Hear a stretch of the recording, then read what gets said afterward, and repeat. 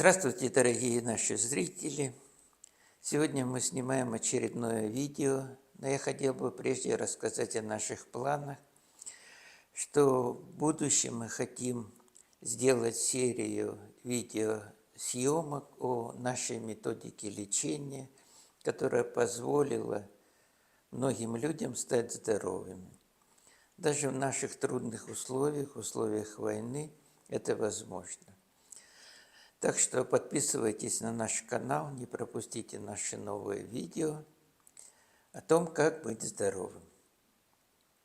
Но сегодня мы с вами поговорим о воспитании, образовании, поговорим о наших детях, потому что наши зрители присылают много вопросов, чтобы мы рассказали, как в условиях нашего трудного времени, в условиях войны нам надо общаться с нашими детьми, как остановиться на их воспитании, на их образовании, как избегать конфликтов с нашими детьми. И сегодня мы в студии, нашей временной студии с Татьяной.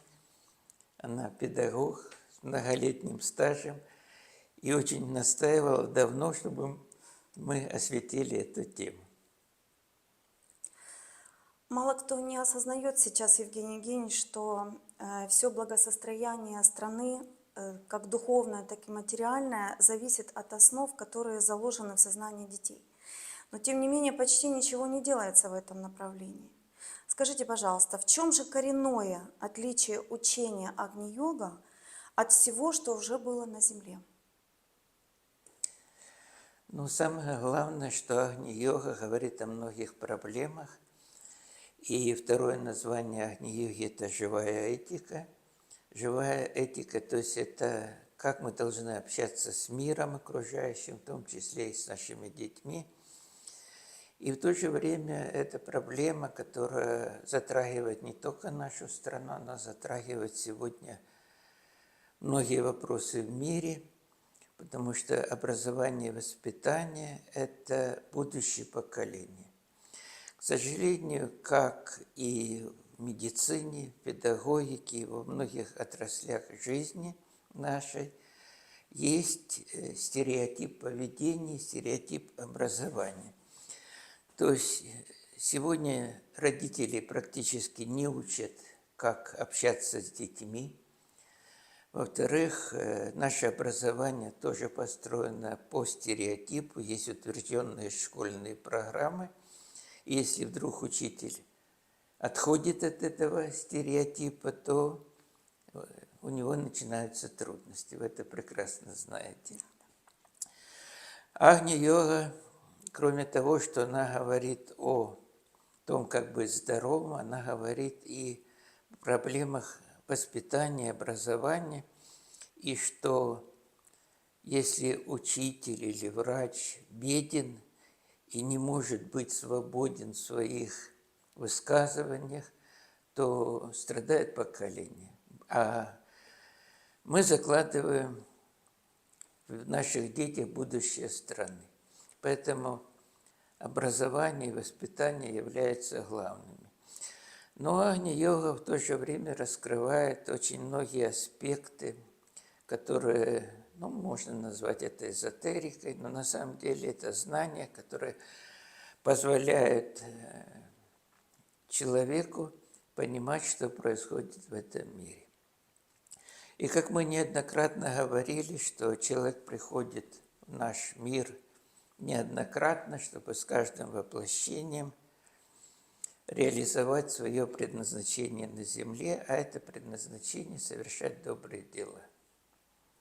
А вот почему, приходя на Землю, принося с собой часть гармонии космоса, мы в процессе жизни теряем высшие вибрации? Но дело в том, что дети, приходя из глубин космоса, где царит гармония в самом деле, они погружаются в материальный мир. И материальный мир для них иногда начинается с того, что в родильном доме яркий свет, ребенка бьют, закапывают в глаза, чтобы он издал первый крик. И вот так он приходит в наш материальный мир, то есть приходит через боль, через страдания. И задача родителей, прежде всего, особенно мамы до 3 лет, это дать возможность духу, который пришел на землю, адаптироваться к материальному миру.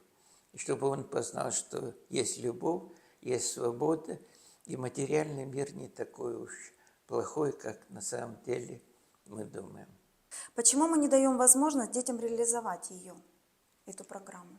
А потому что это полная безграмотность в этом вопросе. Но я приведу пример, что школа говорит, что воспитывать детей должны родители, а родители говорят, что детей надо воспитывать в школе. А в самом деле происходит совершенно обратное явление, то есть ребенка воспитает социальная среда. И получается, что он больше слушает своих сверстников, получая знания из компьютера, получая знания от сверстников, и сверстники являются для него более объективными, более понятными. А родители не прислушиваются к ребенку, им трудно понять, о чем он говорит. Они не разговаривают с детьми. Это одна из трудностей воспитания, что практически часто родители, они устали от работы, и времени на то, чтобы разговаривать с детьми, у них нет. И часто можно слышать вот от родителей, которые приходят к нам на прием, они говорят: да у меня нет времени, я пришла, устала, как я могу разговаривать? Он совсем маленький, он ничего не понимает. Пусть он смотрит мультики. Ребенок понимает. Ребенок даже понимает, когда он находится в утробе матери. Есть даже такая методика, что женщина должна с ним начинать разговаривать примерно с 4-го месяца беременности. Именно в это время происходит частично, большая часть духа входит в материальное тело, и он уже начинает понимать. Как пробудить в детях лучшие качества, которые были заложены самой природой? Надо понимать, что есть 3 периода развития ребенка. Это с 0 до 7 лет, это он еще несет в себе те знания гармонии, те законы космоса. Он знает свое предназначение в этом материальном мире. Это время, когда надо заглянуть внутрь его сознания, разговаривать, кем ты хочешь быть, что тебе нравится, что тебе не нравится. И в этом аспекте мы можем выявить его предназначение на Земле, кем он должен быть. С 7 до 14 лет – это возраст, когда развиваются его эмоции, его переживания, его астральное тело. Это очень сложный период, потому что в этот момент ребенок обладает очень высокой чувствительностью. Я приведу пример, если мама приходит, и ребенка нет дома, и она: ты придешь, вот я тебе задам. И он на подсознании чувствует, он не хочет идти домой. Он оттягивает этот момент, потому что придешь, я тебя накажу. А надо правильно говорить: мы тебя ждем, мы тебя любим. И он приходит. Самое интересное, что я могу сказать как психиатр, что на это время приходится большее количество самоубийств именно 10-14 лет. Из-за чувствительности, из-за непонимания. И на это надо обратить внимание детям. С 14 до 21 года это период, когда развивается его ментальное тело, и в это время надо занять его сознание, чтобы он занялся творчеством, занялся какими-то техническими вопросами, или искусством, Но надо понимать, что важно в этот момент для ребенка. И постараться развивать логические вещи. И в это время очень важно, чтобы он начинал думать, чтобы мы его поддерживали в этом стремлении, чтобы он осознал. Даже философские вопросы очень важны. Евгений Евгеньевич, вот для каждого человека, я так думаю, семья – это первая школа жизни, где человек учится любви, терпению, взаимопомощи и ответственности.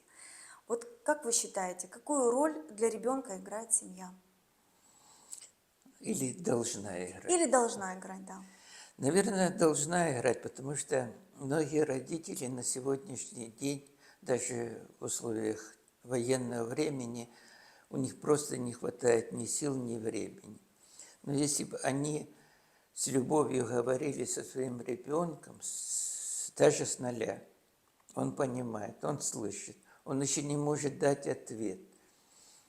Значит, иногда он плачет, но это его несогласие с тем миром, в которым он попал.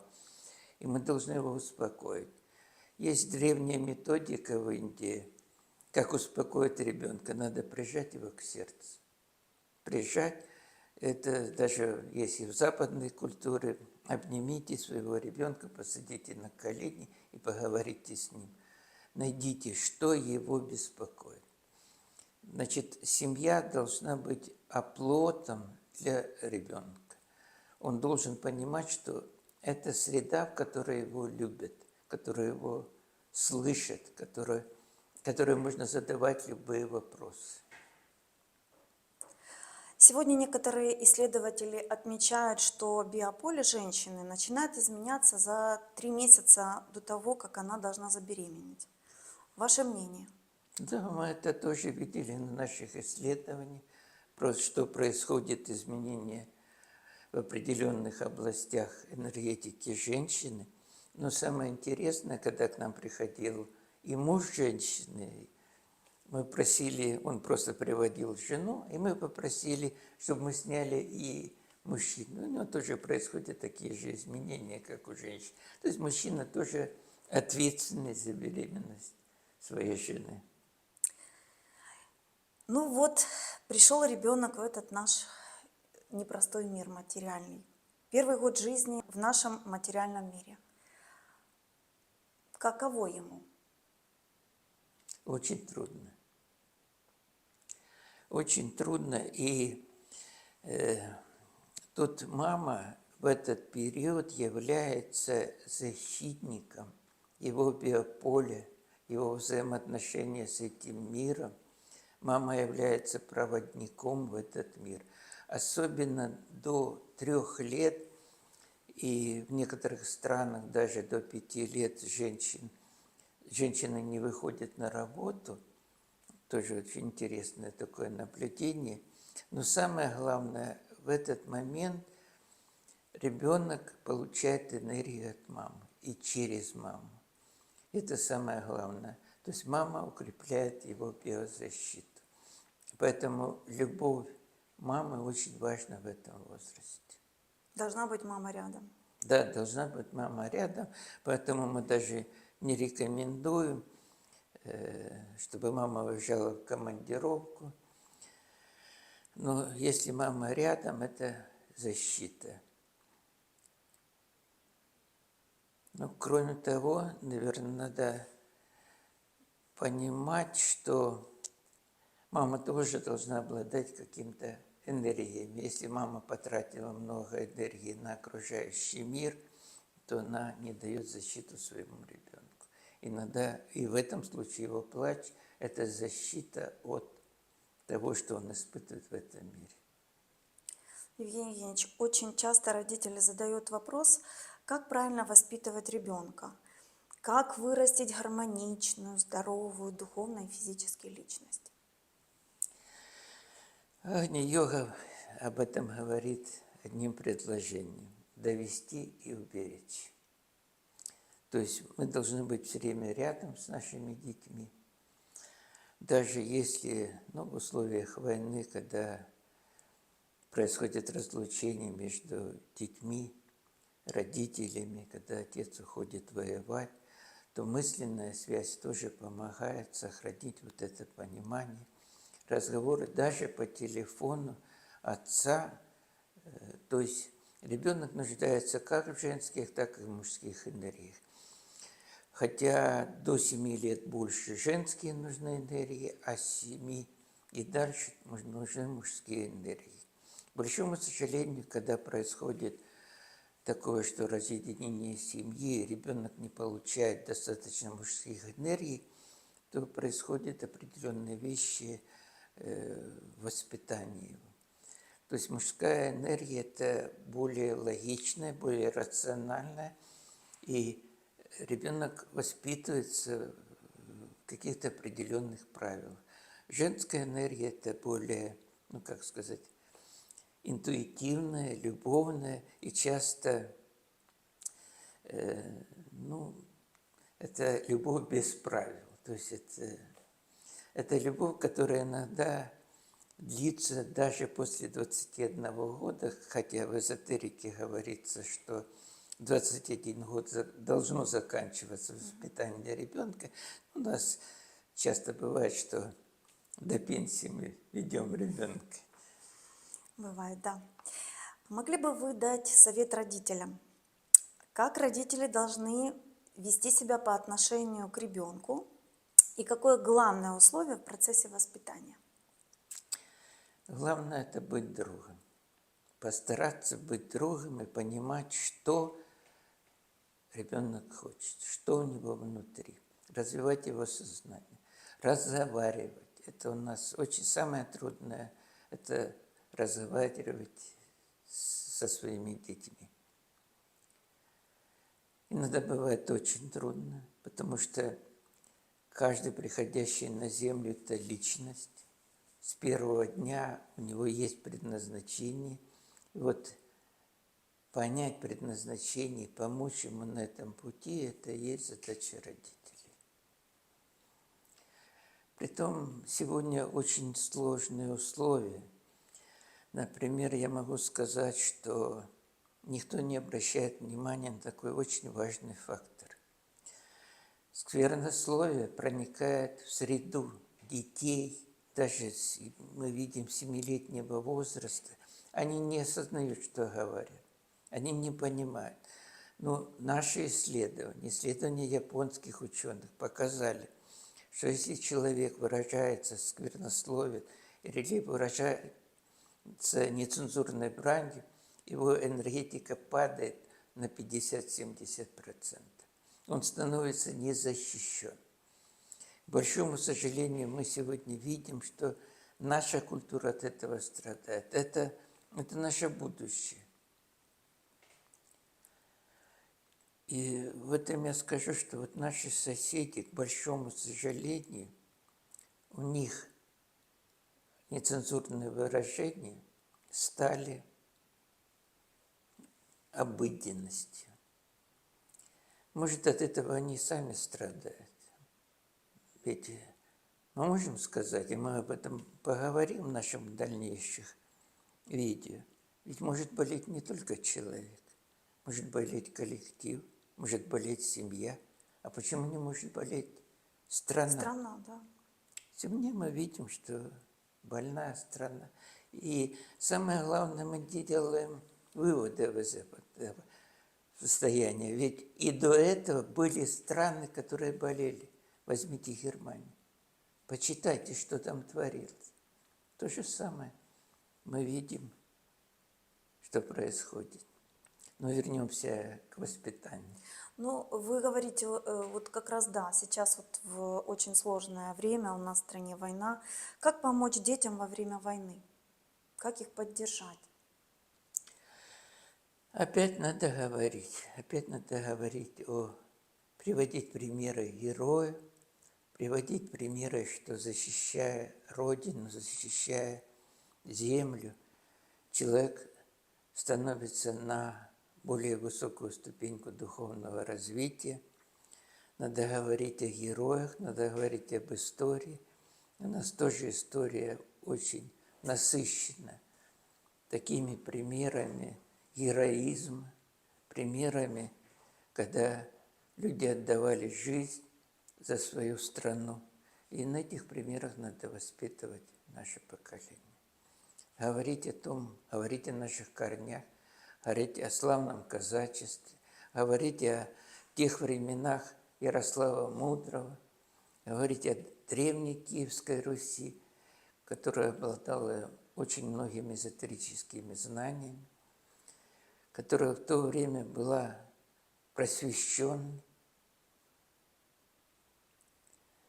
В то время люди были ближе к гармонии с космосом. Об этом надо говорить. Тогда ребенок тоже проникнется нашей историей. Спасибо. Я желаю найти контакт с нашими детьми, постараться уберечь их, довести. Все равно любые трудные времена кончаются победой света, ибо так устроена Вселенная. Свет всегда побеждает тьму. Я желаю вам здоровья, счастья, гармонии. До новых встреч.